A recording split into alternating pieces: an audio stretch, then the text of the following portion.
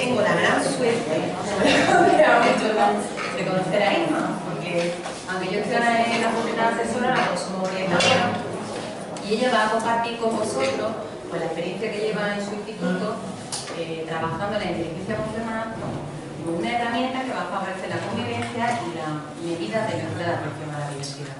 Así que os va a encantar, pues yo me la llevo a los centros, a las cuatro papás, los profesores. Lo que pasa es que se nos va a pasar muy rapidito. Me encanta ya. Os dejo. Muchas gracias, me encanta. Ahora ya tenemos para allá.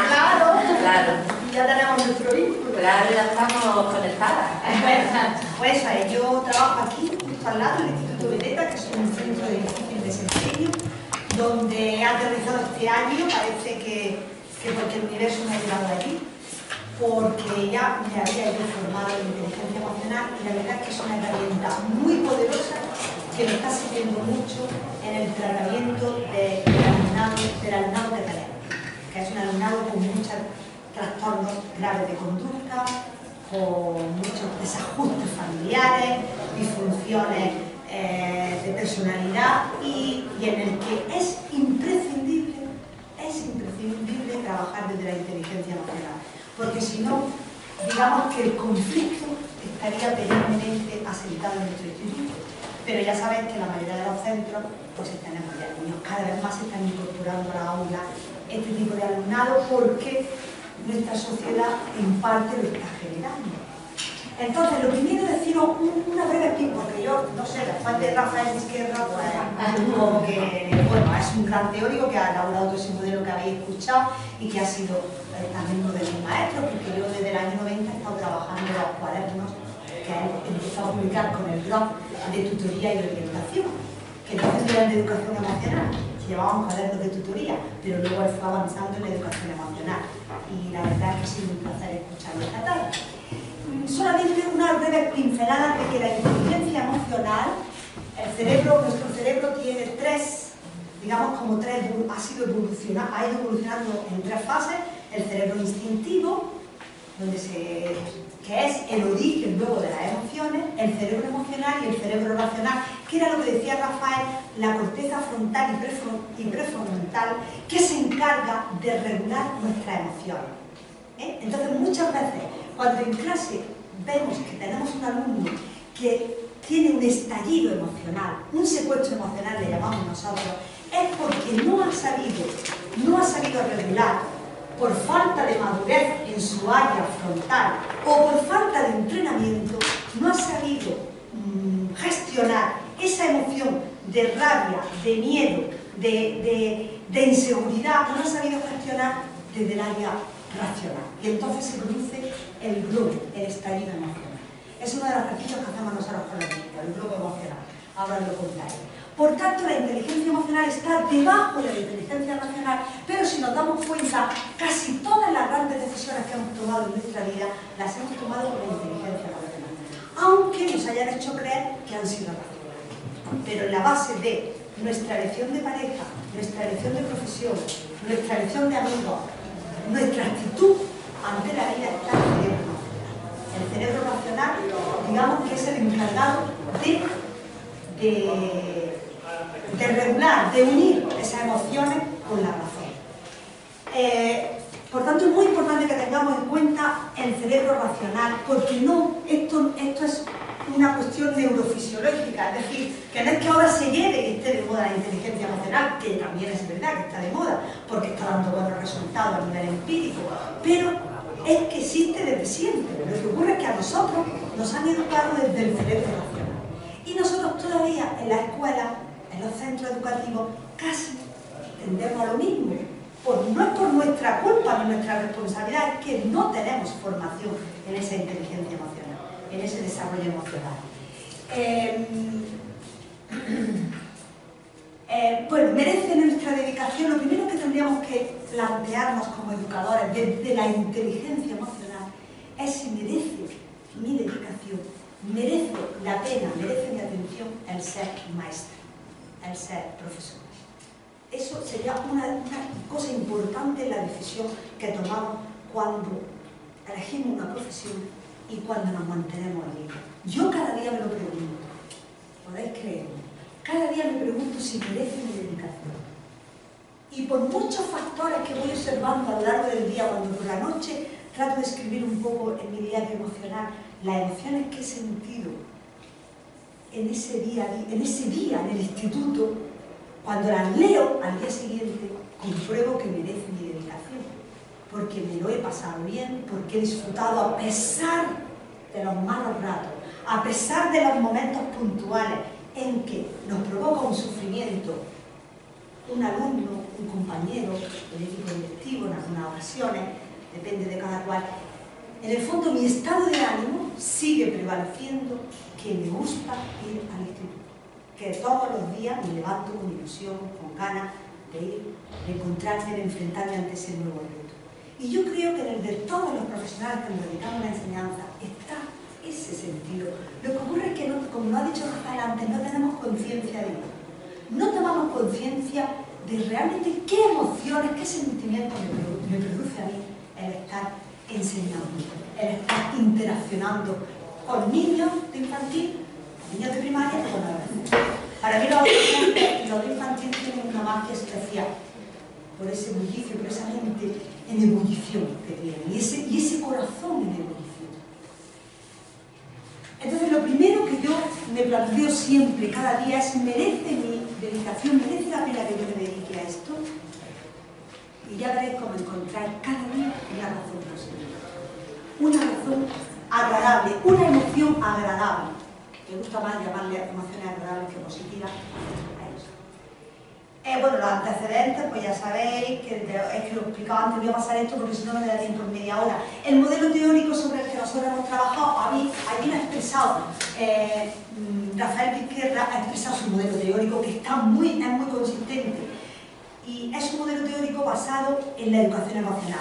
Nosotros hemos seguido, bueno, en algunas ocasiones seguimos el modelo de Salové y Meyer, y luego Caruso lo añadió, que es el que está trabajando en la Universidad de Málaga. Ya os digo que en la Universidad de Málaga está el profesor Estremera y el profesor Berrocal, que están haciendo grandes avances en la inteligencia emocional, y desde un máster en inteligencia emocional en Málaga.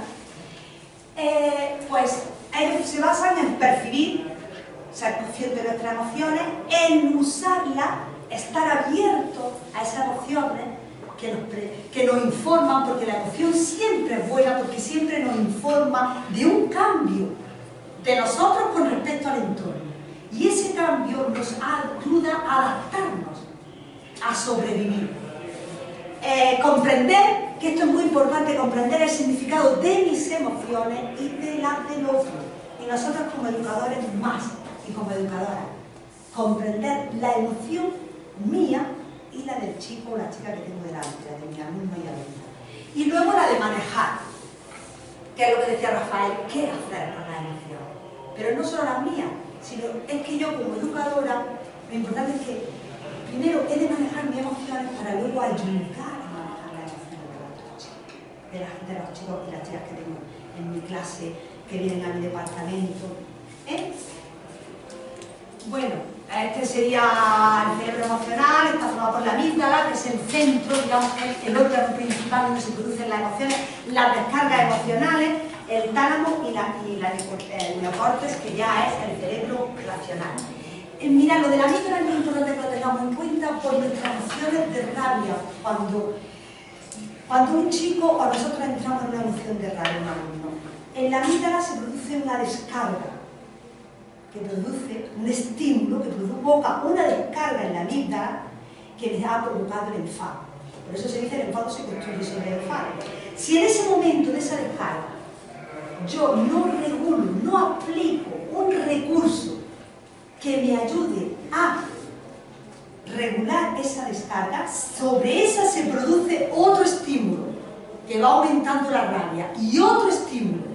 Si entre esos estímulos que van descargando sobre la amígdala nosotros no ponemos un freno, que es un recurso, por ejemplo, irme a pasear, escuchar una música que me gusta, en clase con el chico, levántate, vamos a hacer, le doy un abrazo, por ejemplo. Eso descarga en ese momento el enfado que empieza. O le hago un elogio, o le cambio de actividad inmediatamente, o le propongo un juego, algo que distraiga inmediatamente su pensamiento para que la descarga no vaya aumentando otra y otra, porque entonces ya terminamos la rabia y la ira no contenida. Y entonces cuando ya el profesor ya nos ponemos muy nerviosos y ponemos el parte de indisciplina y el chico se niega a salirse de la clase y te monta el espectáculo de todo. Antes de llegar a esa situación final, hemos de haber tenido recursos, herramientas para frenar esa descarga emocional que se produce sobre la amígdala. Eso en el enfado es muy importante. Y los profesores tenemos una buena técnica. Cuando yo me enfado con un alumno, inmediatamente debo parar un segundo y pensar, añadir un pensamiento positivo a esa descarga y pensar, ¿merece la pena? ¿Consigo mi objetivo? Si no merece la pena, estoy dimensionando el enfado y no consigo mi objetivo poniéndolo en el parte y echándolo fuera, vamos a buscar otro recurso, ¿no? Eso es importante, que pensamos en todo momento, merece la pena y consigo mi objetivo. Pero eso con nuestros hijos, con nuestra pareja, con nuestros amigos, en la expresión del enfado. Bueno, ahí tenemos el sistema instinto, lo que he hablado antes, el instinto, la emoción y el racional. Y las emociones básicas, pues ya sabemos, nosotros las ponemos en te amas, tristeza, enfado. Estas emociones son todas saludables porque nos informan de que algo está pasando en mi entorno que yo tengo que cambiar, que tengo que actuar. Por eso las emociones son... ¿Cómo trabajamos con los niños las emociones? Pues ahora os lo digo, os lo pongo aquí. De alguna manera. La caja de las emociones. Esta es una actividad que funciona muy bien con los chicos desde infantil hasta secundaria, adaptándola. Por ejemplo, en infantil tenemos la caja de emociones y tenemos tarjetas con las emociones básicas y con los dibujitos. Entonces, en ese momento, en la clase hay siempre la caja de las emociones. Y esa caja de emociones tiene dos compartimentos, la de las tarjetas con las emociones y otras tarjetas en blanco, para que ellos puedan dibujar o escribir. Entonces cada día, por ejemplo con infantil, esto es muy bonito, cada día entran los niños, abren su caja de las emociones, deberán tener varias en los rincones, abren su tarjeta, abren su caja y buscan entre las tarjetas en qué emoción entran ese día. Y luego lo dibujan al lado, el hecho que le ha provocado esa emoción. Por ejemplo, algunos niños en infantil pues ponen, eligen la tarjeta del enfado y luego ponen que en la cola, el fulanito lo echó de la cola y lo echó al último y lo dibujan.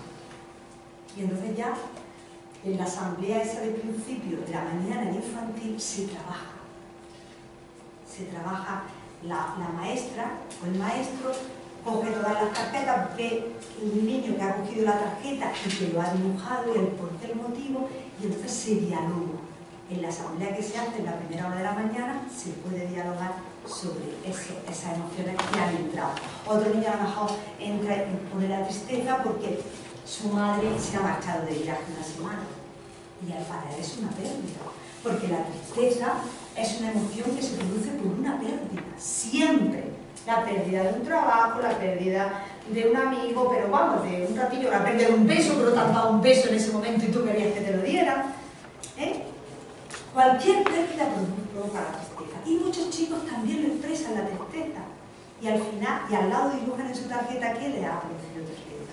Ya le estamos enseñando a reconocer la emoción básica. Con los chicos hay que trabajar sobre las emociones básicas, las que hemos puesto antes, tristeza, enfado, alegría, asco y miedo y sorpresa.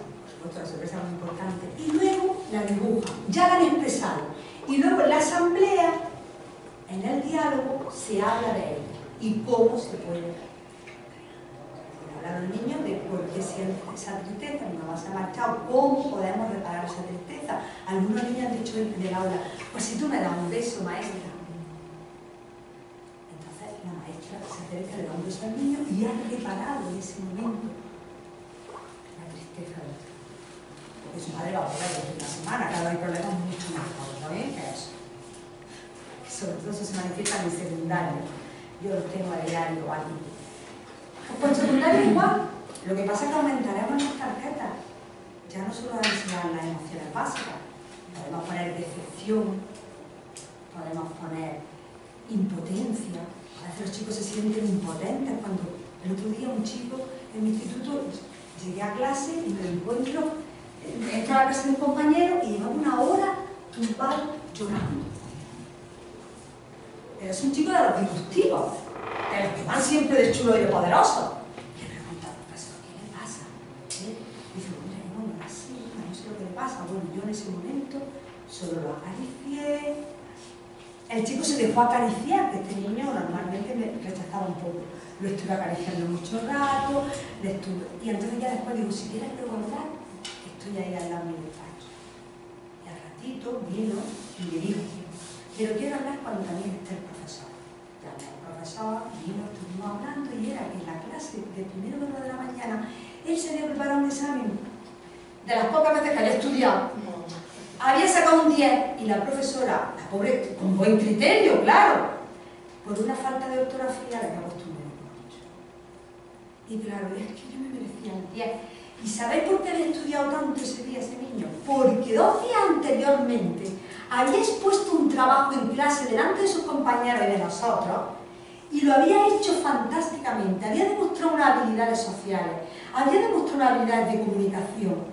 Cuando teníamos pocas expectativas, se tenía de pocas expectativas, y le habíamos levantado su autoestima, le habíamos dicho, muy bien Pedro, yo le dije, he descubierto un nuevo Pedro en ti, me encanta lo que he descubierto, tienes muchas posibilidades. Él había levantado mucho su autoestima, porque el profesor, le habíamos dado un feedback muy positivo, había dicho, voy a estudiar mucho para seguir, para no defraudar a mi profesor, y de golpe el día se lo baja. Bueno, pues claro, ya después de hablarlo, comentamos con él, habla con la profesora, que tú solo y habla. Hablo con ella y ella le dijo, mira, te voy a poner la agenda un día para que lo vean tus padres, pero que sepas que tienes que mejorar tu comportamiento para que te lo ponga, te doy 3 días de plazo. Digo, pero tienes una oportunidad. Había entendido la regular siempre, la tengo una oportunidad para cumplir. Ahora ya el día está en tus manos. Pero ese niño ¿qué estaba sintiendo? Impotencia. No solo tristeza porque había perdido su 10, sino que y por primera vez en todo el curso estaba llorando, estaba manifestando su tristeza como una emoción primaria. No se había escudado en la rabia como en otras ocasiones, que era dar voces y enfadarse mucho, sino que estaba expresando. Y era por el refuerzo que había tenido. Entonces la caja de la emoción está bien, porque en ese momento ves la caja y le dices, a ver, porque te dices, ¿qué te sientes? ¿Cómo te sientes? Mal, muy mal, pero no sabes. A ver, busca en todas estas tarjetas en qué te identificas tú. Busca la impotencia y luego lo escribe. Pues en el examen, yo me esperaba un 10 y luego ya entramos los adultos para ayudarle un poco a regular. Bien. El dado de las emociones, este es precioso para jugar con niños, ¿eh? También me gustan los mayores. Se hace un círculo y entonces cada parte del dado lleva una cara, lleva una emoción cada cara y se la echan unos a otros cuando se la lanzan y el niño recibe alegría, pues tiene que contar un hecho reciente en el que haya sentido alegría. Luego se la vuelve a echar a otro niño, pena, tristeza, miedo, y van contando su experiencia. Este también es una herramienta bonita, que además tiene otra segunda variedad para trabajar con niños ya mayores, de primaria y secundaria, que es en las caras, otro dado va circulando, o después de este dado, cuando siento, por ejemplo, cuando siento alegría soy como, o cuando siento alegría me comporto mejor, le doy un abrazo a mi madre, le regalo una flor, le preparo un desayuno. También un ejercicio de completar frases. Para los chiquitines no, y para los chiquitines el dado. Y los buzones emocionales, eso también me ha dado vamos, me ha gustado mucho este trabajo. En la puerta y en la clase colgamos buzones, hacemos buzones emocionales, pues ya ves, de cartón, ellos lo decoran como quieren, ¿eh? Y ahí, a lo largo de un mes, pues van escribiendo cartas de sus propias emociones, de las emociones que han sentido, cómo me siento, qué he sentido en el instituto, qué he sentido en mi familia en últimas semanas, qué he sentido con mis amigos, qué me ha molestado mucho. Ellos escriben cartas emocionales. Si vieres que la mayor parte de las cartas se las escriben a su mamá y a su papá, eso es increíble. Yo cuando he abierto la buzona, luego al cabo de 15 días, sí, abrimos las cartas emocionales y vemos y leemos, están dirigidas a sus padres, a su mamá sobre todo, a su madre. No están dirigidas a los compañeros, ni a los profesores, algunas, pero otras sí, evidentemente. Pero casi todas van dirigidas a sus padres. ¿Lo firmo? No tenemos por qué, yo les digo que no lo firmen. Pero sí las leen luego, pero van cogiendo, o sea, las cogemos y a cada uno aleatoriamente va leyendo una carta emocional, la lee delante de todos y los demás buscan respuestas. Pero lo que a mí me llama mucho la atención es que estén dirigidas a sus padres. Es que me llama mucho la atención. Porque es que es el referente clarísimo de autoridad, de emoción, de todo son los padres. Que nosotros también tenemos mucho que hacer, pero que hemos de saber la historia, por eso debemos de conocer siempre la historia de ese chico, de esa chica, su historia personal y familiar.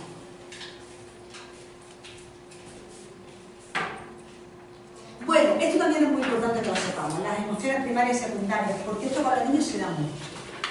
Esto es una cosa que yo aprendí, que la aprendí hace un poco cuando estuve estudiando, y que me enseñaron, y yo nunca había pensado, muchas veces los niños estamos expresando una emoción que es secundaria. ¿Qué quiere decir? Que debajo hay otra emoción. Muchas veces estamos enfadados y debajo está la tristeza y el miedo. Los niños expresan mucho el miedo con enfado, muchísimo. La inseguridad y el miedo la expresan con enfado. Ellos están enfadados y te contestan de mala manera y te gritan y cuando tú crees, cuando empiezas a hablar un poco con ellos, bueno, yo me lo llevo al despacho, al departamento y hablamos, ¿qué pasa? Y entonces empiezo a ver que hay un proceso de duelo sin casualidades increíble en ese chico, porque hubo una separación familiar traumática, porque hubo malos tratos, porque hay un proceso de duelo y ese niño está enfadado con el mundo y todos los días viene enfadado al instituto. Pero su proceso de duelo es tan grande que a mí, no sé, todavía me emociona cuando pienso en él, y eso que lleva 3 días sin venir al instituto. Y no sé por qué, pero sí me imagino. Porque ha sufrido tanto, pero es que no solo ha sufrido que su padre lo haya maltratado hasta dejarlo en la UCI, 2 días en estado de coma. No solo eso, es que luego él quería a su padre. Quiere el duelo de su padre, porque su padre luego se lo llevaba a pescar, se lo llevaba a cazar. Su padre le permitía ir al colegio, le permitía hacer lo que él quería. Entonces él tiene esa doble, esa ambivalencia de saber que su padre era un maltratador, pero que también le daba cosas. En sus momentos, bueno, es que en los momentos que mi padre estaba bien, me quería mucho. Y tiene un proceso de duelo, siempre se ha separado, tiene una casa recogida, separado, 2 años separados y no logra superar el duelo. Y no sabemos cómo ayudarle, ahí estamos en ese proceso. Y está siempre enfadado, siempre. Pero eso ya es un caso llevado al extremo, pero en muchos niños observamos que su enfado es una emoción secundaria, que la primaria, y eso nos pasa a nosotros. Muchas veces respondemos con una mala palabra, con una palabra de ira, de rabia, y no. Y es que en el fondo tenemos miedo, en ese momento estamos viviendo una situación de miedo, pero no una emoción de miedo pasajera, sino que se ha anclado en nosotros, que nos tiene secuestrados, que se ha hecho un sentimiento ya más peligroso, y estamos enfadados. Y lo pagamos con nuestros hijos dándole voces, o con nuestra pareja, Eso no suele ocurrir. Y hay otra, por eso es importante. Y luego están las emociones instrumentales, las personas que manipulan a los demás con sus emociones. Eso ya lo sabemos, ¿no? Todos hemos vivido a las víctimas, no al victimismo. Las personas víctimas que siempre se están haciendo la víctima para manipular a otros. Utilizan sus emociones para manipular. Son las instrumentales. También los niños lo hacen, ¿eh? También los niños lo hacen mucho. Y sobre todo estos niños que tienen familias más desestructuradas suelen usar, hacerse las víctimas. Y es que a mí como me han maltratado, y es que yo como mis padres se separaron, que eso es pasado. Vamos a trabajar de ahora. Pero suelen, y entonces te chantajean. Te chantajean. Te hacen chantaje emocional. A la emoción se le une un pensamiento. Por eso hemos de procurar siempre que la emoción lleve un pensamiento positivo. Y a los niños tenemos que enseñarlos la técnica de reestructuración cognitiva de que el pensamiento negativo lo conviertan en algo positivo. Porque si el pensamiento negativo lo reconvierten en positivo, su sentimiento también cambia. Porque el sentimiento es la emoción unida al pensamiento. El secuestro emocional, que ya lo he dicho, es cuando nos encontramos en una situación de una gran depresión, de una gran crisis, de un estallido emocional, de un ataque de rabia, un ataque de ira, un ataque de celos. Entonces ya es que nuestro cerebro emocional para nada se ha comunicado con el cerebro racional. Hemos entrado en situación de secuestro. Suele ocurrirnos mucho en la aula hoy día, con los chavales que entran. Para eso nosotros trabajamos el globo emocional. Usamos un globo lleno de emociones en un mundo, le damos un globo a cada niño y lo vamos inflando poquito a poco. Poquito a poco. ¿Qué pasa cuando le decimos, bueno, la ha inflado poquito, suéltalo? ¿Cómo sale el aire? Despacio. ¿Qué ha pasado? Que lo ha hecho soltar antes de que las emociones vayan a más. Tu rabia vaya a más. ¿Cómo puedes arreglar tu rabia para que ese globo no lo vayamos inflando a más? Entonces, pues te dicen eso, yo me veo una película, o yo me pongo a jugar con la Play, o yo me voy a correr, somos mayores, yo voy a hacer deporte, tenemos que ayudar a que encuentren recursos para que el globo, igual que nosotros. Y otros lo inflan más y les cuesta más. Venga, ¿cuánto tiempo? Vamos a cronometrar con el reloj. ¿Cuánto tiempo tarda en vaciarse ese globo? Uy, mucho más. Está haciendo más mella. Y ya, el que lo infla mucho y explota, ¿no? En la clase. Entonces, eso que ha pasado acá, estallido emocional. El globo ha explotado. No podemos llegar a llenar el globo hasta que explote. Y luego, bueno, ellos juegan a tirarse el globo y entonces, si juegan a tirarse el globo, pues ya están jugando a qué emociones despertamos en los demás. ¿A qué emociones despertamos en los demás con los globos? Es que tú serías, ya que no me queda tiempo, pero bueno, si hemos empezado a las 7, ¿no? No, hemos empezado a las 4, me parece. Ay, perdón. El victimismo, ya lo hemos dicho, esto es uno de los peligros más grandes, de los secuestros emocionales más peligrosos y que más daño hacen a la persona. Caer en el victimismo. El mundo está lleno de víctimas. Nosotros mismos nos hacemos a las víctimas de la crisis, del sistema educativo. Pero, ¿dónde está mi responsabilidad? No, nunca me debo sentir una víctima. Ni tenemos que hacer que los niños se sientan víctimas. Porque la víctima no sale de ahí. Es una espiral. El victimismo es una espiral. Que provoca, la víctima se resiente, provoca resentimiento. Y el resentimiento culpa. Porque, a ver, yo soy una víctima. Me siento una víctima porque tengo que cuidar a mi madre que está muy mayor, por ejemplo. Eso me provoca un resentimiento. ¿Y por qué me habrá tocado a mí esta carga? Hay que ver. Y entonces me echo la culpa. Ay, eso no puede ser porque es mi madre, tengo que cuidarla. Y vuelvo a caer en el victimismo y se convierte en una espiral. Y los niños también se convierte en una espiral. Se hace la víctima de un profesor. Le toman resentimiento. Luego se sienten culpables cuando suspenden. Y volvemos a caer en el victimismo. Y es suspendido porque, claro, el profesor me toma manía. Y entran en esa espiral. Eso tenemos que desmontarlo. Hay muchos ejercicios para desmontar eso, pero las emociones de agrado es lo que más tenemos que favorecer. Los niños con la música, la danza, caminar, hablar, los momentos estos de relajación que ha dicho Rafael Izquierda, el mindfulness, 1 minuto de atención al día. Para eso yo os recomiendo que busquéis en internet Aulas Felices. Es un programa de educación emocional de la psicología positiva que está gratuito además, que está gratuito en la línea, se llama Aulas Felices. Lo elaboró un grupo de orientadores, maestros y algún inspector, me parece, de SATI, el grupo SATI de Zaragoza, que es un grupo que ha investigado mucho sobre la psicología positiva. Y han escrito un libro lleno de actividades para trabajar con los niños. Se llama Aulas Felices. Es precioso, es un material que no tiene desperdicio, ¿eh? Y además es gratuito, solo tenéis que bajarlo en internet, encuadernarlo y ya está. Bueno, la felicidad... Es que tengo ya que pasar de largo, es que no me da tiempo, que ya llega la empatía. La felicidad entre nosotros, como ha dicho Rafael, es un estado, una actitud a la que tenemos que entender y con los niños tenemos que trabajar esto. También cómo trabajamos con los niños la felicidad a través de la autoestima. Y la autoestima, ¿cómo la trabajamos? ¿Cómo tenemos que trabajar? Mediante el autoconcepto primero.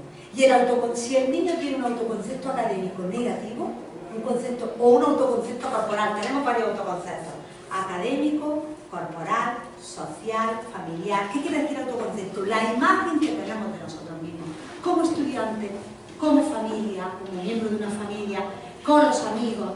El autoconcepto tiene que estar bien construido, porque si uno de los autoconceptos falla, ya la autoestima también nos falla. La autoestima, una cosa que pongo siempre en construcción, porque es una cosa muy bonita que yo aprendí, que leí de Nathaniel Branden, que escribió un modelo de autoestima estupendo, que dijo que la autoestima es un proceso en construcción que dura toda la vida. No creamos que ya tenemos nuestra autoestima construida, nunca. Hasta el último día de nuestra vida tenemos que ocuparnos de construir nuestra autoestima, con sentimientos y emociones agradables. Porque la autoestima es el sistema inmunológico de la mente, o del alma, cada uno quiera. Es decir, igual que tenemos un sistema inmunitario del cuerpo, tenemos un sistema inmunitario de la mente, que es la autoestima. Por lo tanto, cuanto más autoestima tenemos, mejor. No vale decir, es que yo tengo ¿tienes mucha autoestima? No decimos tienes mucha salud, ¿verdad que no? Pues tampoco tienes mucha autoestima. La autoestima es un proceso en construcción siempre. Y con los niños tenemos que trabajar. Y ahí es donde yo estaba de acuerdo mucho con lo que nos ha dicho el compañero que ha intervenido en la conferencia de Izquierda, que con una metodología adecuada, con una estrategia de aprendizaje adecuada en el aula, donde el chico sea protagonista de su aprendizaje, el alumno o la alumna, donde construya en tareas de equipo, con otras personas, en proyectos, construya su aprendizaje, a esos niños se les está fortaleciendo su autoestima. ¿Por qué? Porque además obtiene un buen resultado académico y por tanto tiene un autoconcepto académico adecuado. Paso muy por encima. ¿Cómo trabajamos la autoestima? Pues mira, el árbol de la vida, uno de los ejercicios que a mí me gusta mucho, siempre lo tengo allí en mi despacho y con los tutores también lo trabajo. Ellos dibujan un árbol, que sean creativos, en las raíces tienen que escribir sus cualidades, que cuesta el alma y la vida. ¿Y yo qué cualidad tengo? Y le enseño. Profe, ¿yo qué soy? Pues voy a tener unos ojos preciosos, si no me voy a parar yo que tengo unos ojos bonitos. Pues porque los tienes. Sobre todo las cualidades físicas les cuestan muchísimo. Te dicen, yo sé jugar bien al fútbol. Esa es su cualidad.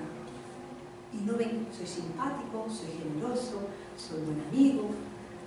Entonces, las cualidades, y tenemos que ayudarle en eso, no nos podemos dejar solos. Incluso que le ayuden también los compañeros. Muchas veces el compañero le dice, pues también tienes esto, eres muy gracioso, das muchos chistes, ¿no? Luego, en el tronco escriben los recursos que tienen ellos ya. Dicen, ¿qué recursos tengo? Digo, pues por ejemplo, tienes, que te digo yo, digo, pues que tienes una sonrisa muy bonita y agrada a la gente. Aparte de ser una cualidad, un recurso para atraer a los demás. Y luego en la copa ponen lo que han conseguido hasta ahora, sus logros. Eso también va muy bien en talleres de autoestima por personas adultas, pero el árbol es un poco más completo. Luego también trabajamos en mandala de identidad. ¿Qué quiere decir? Porque de esas cualidades que se han puesto en el árbol, luego vamos a elegir 4 cualidades. De esas, ¿cuáles son las 4 cualidades que más te representan? Y las escribimos en cada corazón del mandala. Bueno, puede ser este o miles de mandalas que hay en internet, que buscar. Lo dibujan, lo colorean y escriben su mandala de identidad. Y luego ya viene su frase de afirmación. ¿Qué quiere decir? Yo soy. Pues yo soy una... Muy buena esa, yo soy Por ejemplo, yo cuando estudié el máster tenía mi frase de identidad, de afirmación, y yo me la repetía cada mañana y la sigo repitiendo. Entonces escriben, yo soy alto, tengo buen tipo y soy muy simpático. Vale, estupendo. O me gusta mucho leer y soy buen lector. Cada uno se pone lo que quiere. Y eso lo pegamos en un mural en la pizarra. Y cada día cuando entramos, pues le decimos a los niños que lean su frase de afirmación. Eso es una herramienta muy poderosa. Incluso un día le ponemos música y le decimos que la digan bailando la frase de afirmación, que la digan saltando, que la digan abrazado a otro compañero y repitan muchas veces la frase de afirmación, porque eso en programación neurolingüística se llama anclaje. Hacen un anclaje de su frase de afirmación. Esto me lo vamos a hacer nosotros, ¿eh? Bueno, pues esos son los ejercicios más importantes que trabajamos en la autoestima. Tenemos que bueno, dejar ya de- nos quedamos. ¿Sí? Es que tenemos otro grupo esperando. Vale, le decimos a los niños que la autoestima es vivir iluminado, y nosotros también. Yo tengo que vivir iluminado. Si alguien viene en contra de mí, no, mira, yo estoy iluminado.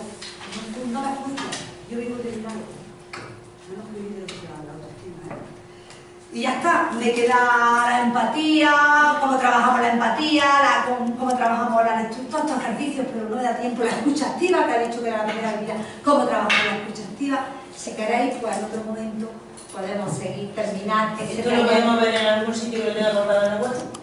Sí, lo podemos ver, pero claro, no lo... ¿Y si lo van a colgar en la web? Sí, yo te puedo dar esto para que lo ponen.